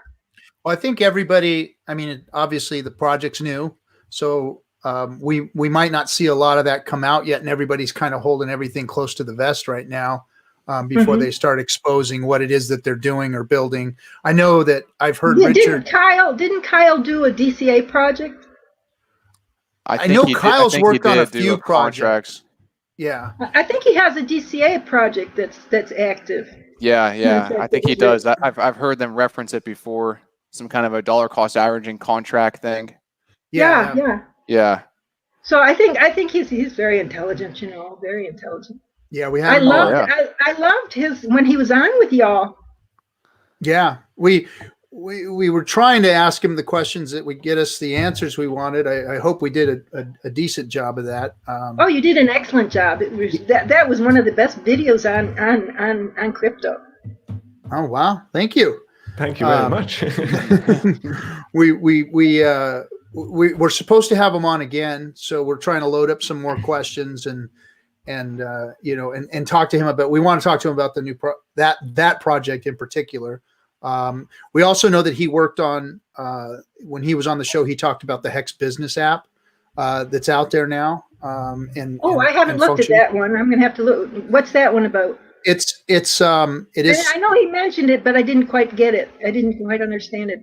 So it's built on Hex, and it is a way for you to onboard new users. It's a wallet. Oh, good. And Good. You can make Hex dividends. You can enter the AA lobby from it.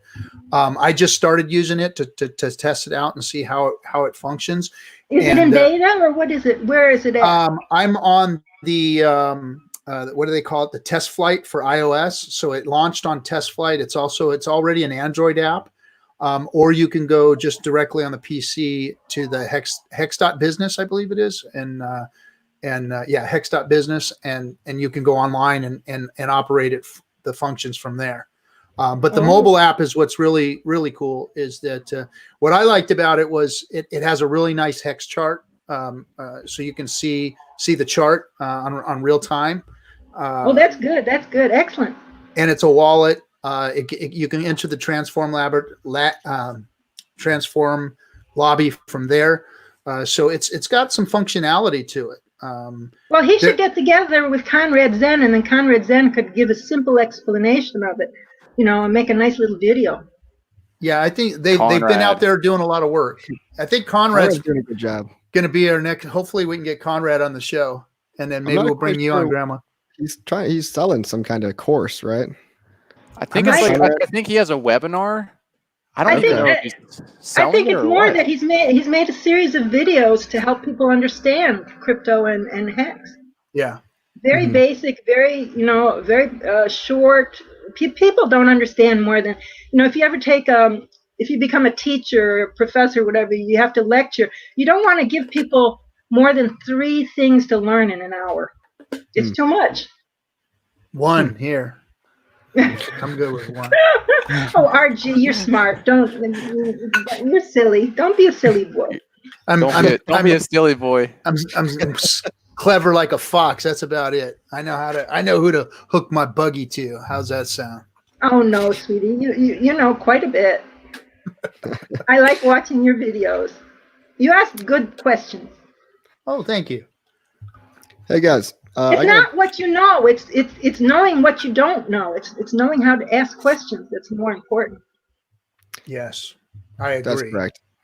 Also, I gotta head out, guys. I'm getting a work call, but it's been great. Man. Great to see Thanks everybody. for coming on, bro. Appreciate you. Have a good one, man. Mr. Coffee, thank you. So Ryan, I don't know you that much. I've seen you a couple times. Tell me more about what you do with the crypto. Yeah, well, I've had a crypto channel for maybe like 3 years now. I started I've seen some of them, but I haven't really looked at all of them. I started last alt season, kind of making YouTube crypto videos, and I found this one project called Electrocoin, ECA. Yeah. And I kind of got into that, and man, did it moon so hard. And I had like my portfolio went up. I didn't start with that much, and it went up. It just kept going up, and I had like $90,000 or something crazy, and I was just like, man, I'm gonna be rich. I'm gonna be rich. This is it forever. And then it just kind of went down, and I was like, oh wait a minute, and I was like, oh, what's going on now? And then I was like, oh no, 40K, 30K, and I wrote it all the way down to like 3K, and I was really sad, and I was like, oh my God, what's gonna happen with my life? And then it went up again to like 20K or 25, and I was just like, gonna be rich again. And then no, I wrote it silly again. Boy. And anyways, you didn't learn from the first pump, did you? No. And then my goodness. It was bad. I don't know. Oh my goodness. But anyways, ever since then, I've been really kind of just researching different things, learning about crypto, trying to get in, study the algorithms, the mathematics, just get really deep into different projects and try to find that next coin that's gonna boom. Anyways, and then I just kind of got. Have you watched Ben Cohen's videos? I mean, he's very mathematical. Never heard of him, actually. No. Oh well, you should watch him. Ben he has Collins. Extensive regression analysis of all the major coins. Oh, Ben Cohen's. Cohen? Yeah. Cohen. Something like that. Yeah. Yeah, I think I saw. Yeah, I saw his channel. Yeah, he gets really deep into it. Yeah, I saw some of his things. Yeah, it's pretty good. But anyways, I kept searching for that next coin that's just going to be that boom that just blows up. And anyways, I was in some whatever here and there, but then I came across Hex at some point, and I was really intrigued. And then I just decided that was it. And I thought, hey, Hex is it. That's the one. And Did you get in at the beginning, at the origin, the first couple weeks? December, and I started going in, and then I went all in with everything I had. I sold everything. I went everything in, and I was telling everybody, I'm going all in. Go all in right now. Oh, that's not a good thing to go all in on anything. Oh, but listen to Grandma, right? But the thing is, I was so certain that it was going to boom. Oh, you And- can't take that attitude in investing. That's a sure way to get wrecked eventually. Very true, very true. But if it's that one in a lifetime opportunity, you could take advantage if it's that one in a lifetime opportunity. And I calculated the risk, and I thought I'm gonna just go pretty heavy. I didn't go like all in with everything, but I went. You didn't sell your house or your wife or Well, something. at least not. No. But I went in pretty heavy, and I would have sold things if I had them. But Well, yeah, don't do that. My goodness, be sensible, young man. You're gonna get memed, Grandma. That was awesome. You're gonna get wrecked. That's gonna be get wrecked. straight up. That's showing up. I guarantee you, it's probably done already. But you're getting memed. This whole conversation. Your video is gonna be so awesome. One of these guys is gonna do it. Yeah. That's And what I'm afraid of. That's what I'm afraid of. They'll make fun of me. And this whole time, Grandma, really, I'm very impressed. You seem to have been doing a lot of studying and really looking into things. You said you've been in it for about 2 years, but I think it comes down to really what kind of a person like how your brain works and how you're able to process things. And crypto is very abstract, and I think you. I'm a very abstract global thinker. I feel like you already have that kind of an open mind to be able to process new things and kind of just really just take it all in. So I think that's probably why you were kind of able to just kind of see crypto and really get a good picture for it. But you come off to me as very smart, intellectual, clear, sharp thinker. But cautious. Cautious. No, I'm not going to go all in on anything. Jerry, that's a all my life that would be a problem. yeah, definitely. Yeah, and going all in, anybody listening, I would not recommend that to anybody. That was my own game plan. I would not recommend that to them unless they've really, understand all the consequences that goes along with that. And we got to take age into consideration here too, especially when it comes to investing. We all have different strategies when it comes to our age. Myself and Grandma, we're looking at a whole different picture than Ryan is. Ryan can lose his whole stack today, and he's got another 10 years to still be 20 years behind me. He can reinvent himself. He can reinvent himself 10 more times. Yeah. You and I, Grandma, this is it for us. This is our last horse ride right here. Oh, definitely for me. Definitely for me. I'm with you. I want to make it a good one. I want to go out like a shooting star, darling. I ain't planning on my 15-year stake showing up in my wallet. I promise you. That's for my kids. Oh, man. That's generational wealth right there. I'm taking my 1-year stake and running, Please, just get me to Costa Rica, baby. 1 year. Costa Rica. Come on. Let's go. Oh, man. So it's a different situation for all of us. Yeah. But like Ryan says, your wisdom and you being a critical thinker and a cautious thinker. So here's a word out to everybody. So if you're wondering about whether you should be cautious about Hex, Grandma says you need to be cautious about Hex. She's a doctor. She's a mathematical whiz, it sounds like. She understands cryptocurrency. She understands finance. So she's looked at Hex objectively and said, there's risk here, but I believe that this is a good project. That's what you're telling me. It's acceptable risk. It's acceptable risk. It's acceptable risk. Mm-hmm. And it's not it's not an ICO. I mean, it's a finished, immutable, eloquently written in math contract. Eloquent. Very eloquent. What more do you want? So your decision your decision to get involved in the Hex cryptocurrency based on the things that had absolutely nothing to do with Richard selling you this thing. It had to do with what you researched and developed within your own mind on what Hex is. Is that correct? Yes. Okay. I'm very entertained by Richard, and I think his sci-fi project is kind of interesting. I mean, I think he's a very smart man, but I think he's must have been a loner and must have been he's eccentric in many ways, Yeah. As most very intelligent people are. Yeah. I would agree. Yeah. Eccentric. I mean, I don't necessarily tie the Hex contract with him, because if he dies, it still exists. Yeah. Well, and the reason I'm asking you that question, I'm not trying to put you on the spot or try and, create some kind of a narrative here. But what I'm trying to show everybody with this channel is that we have normal people in this project, because a lot of the FUD out there is, oh, these are a bunch of Richard's plebs that are following him. Oh no! I don't know. And, When I got into it, I didn't know anybody. I didn't talk to anybody. I did objective analysis of the contract, of the mathematics. I studied for 2 years. I really studied hard, to understand such things. I'm not going to do it. Nobody's going. You think Grandma can be swayed by anybody? No way. Hell no. Hell no.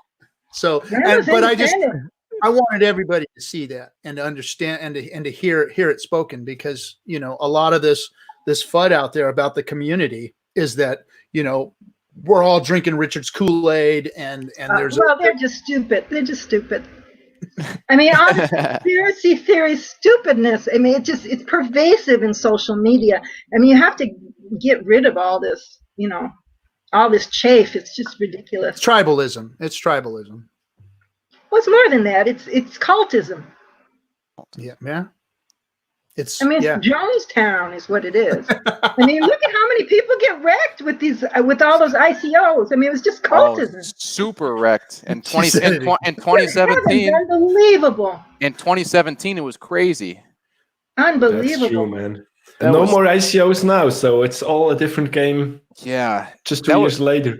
That was such a crazy time to be in crypto. Like, that was a fun time, actually. That was fun, actually. Yeah, like, you buy anything, and all these closed-minded maximalists. I mean, it's crazy. That's bizarre. It's bizarre. It's very bizarre, I think. Would you do something for us, Grandma? Will you put your finger up and say, "Listen to Grandma, you crypto noobs"? Listen to Grandma, you crypto noobs. Oh, thanks for that. Oh, that's it right there. All right, memers, get on it. Listen to Grandma. She's rational. You're gonna get memed, Grandma. That's okay. There goes the fame. You got to promise when you come to Chicago to look me up, boys. Oh, you got it. You got it. All right, guys. Well, Grandma, thank you for getting on with us. We really appreciate it. That was great. That was great, Grandma. I'm getting a wee bit tired here. I need to take a little nap. So I take medicine periodically, and it wears off, and I'm starting to wear off. Yeah. Okay. So I'm getting some rest. Yeah. Yeah. It's been awesome having you on the stream, and we'll definitely have to do it again. That was great, Grandma. Thank you very much, Grandma. Great. Yeah. That was cool. Okay. Well, that was awesome. Make it short periods of time, 15 to 30 minutes. I can't do more than that. I get too tired. All right. Well, you just did an hour plus, so. Well, that's why I'm starting to feel it. So I need to lay down for a little bit. Well, thanks again. You have a great evening. All right, Grandma. See you later, Grandma. Good. Don't get wrecked. Don't get wrecked. Don't get wrecked. Don't get wrecked. Don't get wrecked.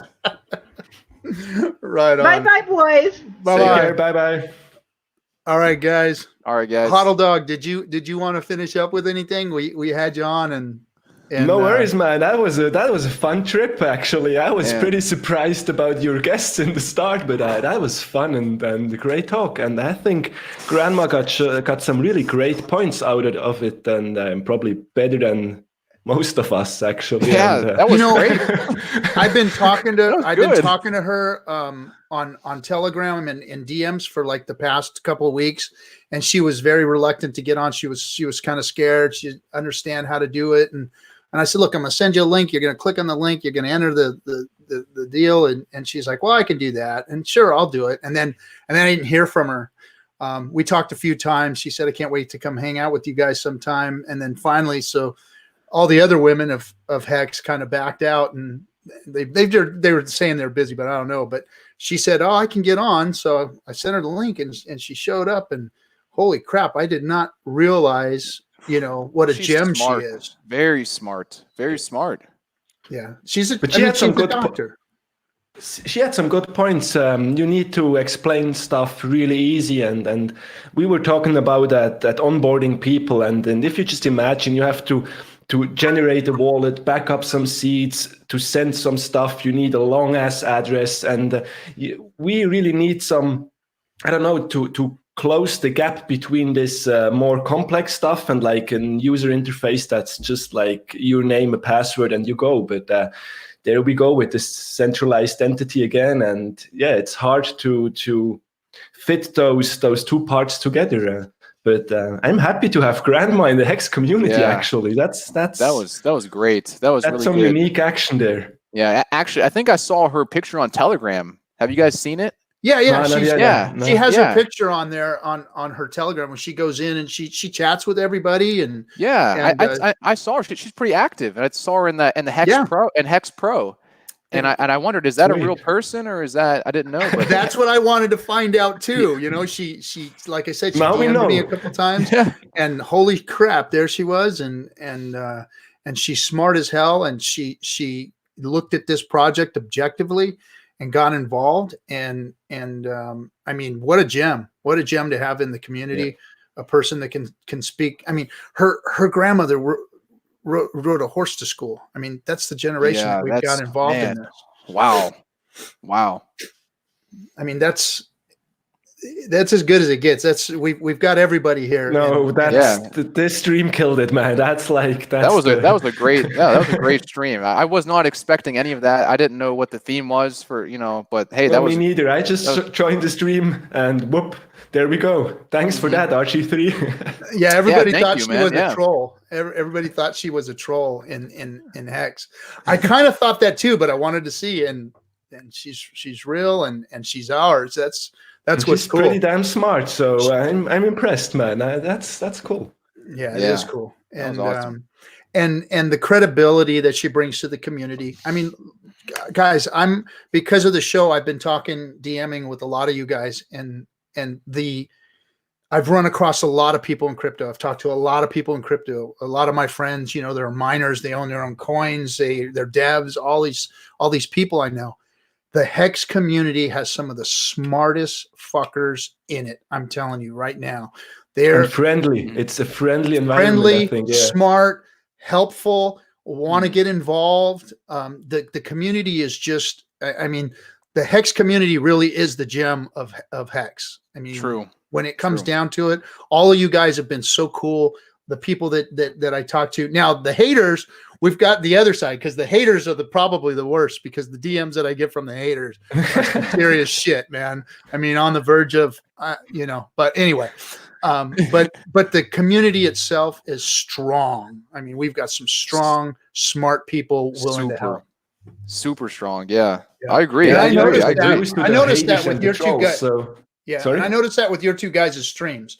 I was like, wow, man, look at the little YouTube stream. In the beginning, you guys are just starting your streams and everything, and I was like, man, freaking Ryan, this guy's actually is really smart, And then I saw Hodldog come on, and I'm like, man, all these guys are really, intelligent guys that are getting involved in this Hex project, and it just kept snowballing, and when we catch our stride on this after big payday, it's going to be this is going to be awesome. else. It's going to be yeah, something. I'm really looking forward after big payday, so to get rid a little bit of that FUD with the recycling and all that stuff. So we just have like a new situation, or not a new situation, but a different situation after the big payday. Yeah, and I was thinking, if you guys want, I don't know what's going on with the party in Miami with the big payday party, if there's still going to be the virus going on, but I want to do something where we do, if people would want to do it, my plan is to do a stake the day before for 5 days. So that'll be like the last day that has, the big payday bonus included. Right before the big payday. So I want to do a stake that day. We can have some kind of a staking party. Even if you only want to do, 1,000 or whatever, we can all try to do some stakes that day. So that way we can say, hey, stake pot. the last possible one, we did it. Let's go, So the Miami party, I don't know if you guys know this, but that's what this channel is for. So any donations, anything that the channel generates is going to go to the Miami party. Okay. That's Okay, cool. That's what I don't know if you guys have heard that, but we've got the addresses down there. So anything that this channel generates from the referrals or anything is going to go straight to the Miami party. Okay, cool. So That sounds great. We figured that the channel's for the community. That's why we have all you guys on. You guys are doing YouTube channels. Of course, show your channels. Everybody who's watching our show, if you haven't seen Hodldog, you've got to. And what's the best thing I like to do it at night when I watch a show at night. Turn on the sound. Calm. His voice is soothing. I got a man crush on Hodldog's voice. He's got the best mic in all of crypto, and his voice is like butter. Like butter.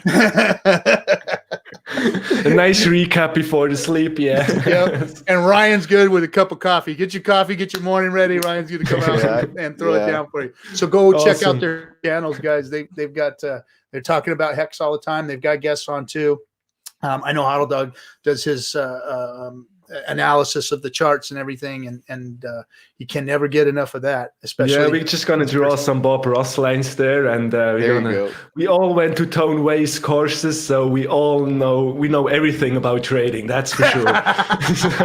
Yeah, and Bob Ross, he's the one who supposedly invented like ASMR, correct? Yeah, that's true. Supposedly, yeah, he was the one. He started it.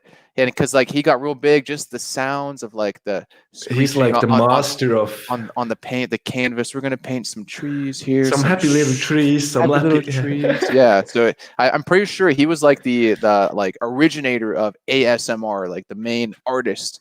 But now there's a lot of artists, people on YouTube who do some things, I didn't even know that whole thing existed, ASMR. And yeah, it's my huge. Kids, it's big. So there was a big scandal out here in my neighborhood. One of the high school teachers, he had an ASMR. I don't know if it was a YouTube or whatever, and the kids found it. Like the students found this ASMR, and so it turned into this big like controversy out here. Like this, what's this teacher doing this weird stuff for? And it just blew up into this big thing. So that's how I learned about it. I'm like, this is really a thing, and my kids were like showing it to me, like, yeah, this is really they really do this, And I was like, that's freaking weird.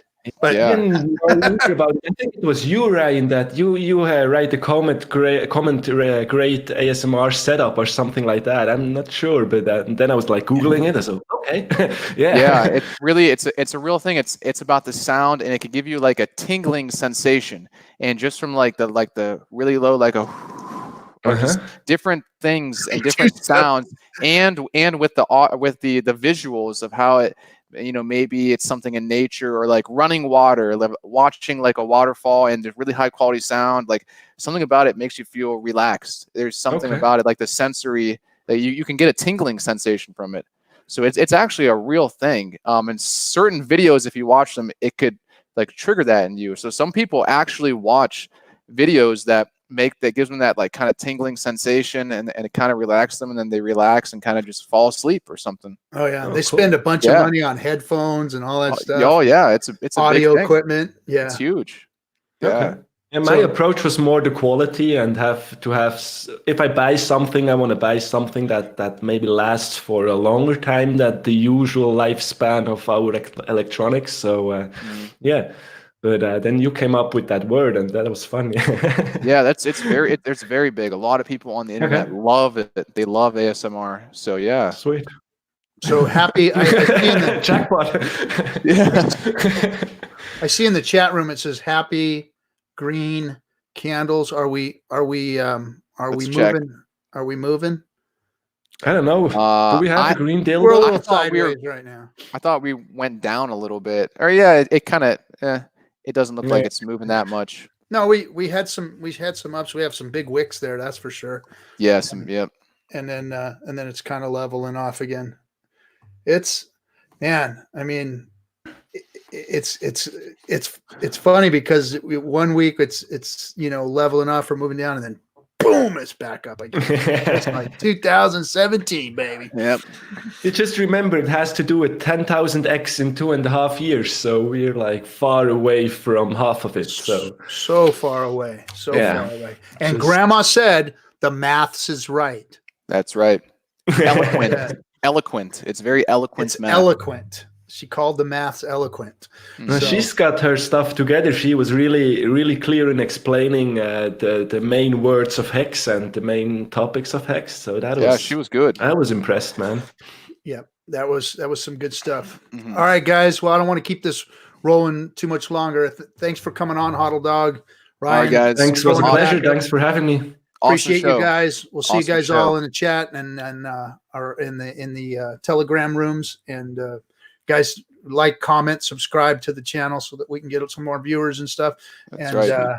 anything you want to donate is going to the Miami party if you're showing up with us, or if you're not and you just want to pitch into everybody's debauchery, go ahead. And we will catch you guys all on Sunday. Thanks for coming on. See you guys Thanks, later. man. See Have you a good later. one. See you guys. Later. All right. See ya.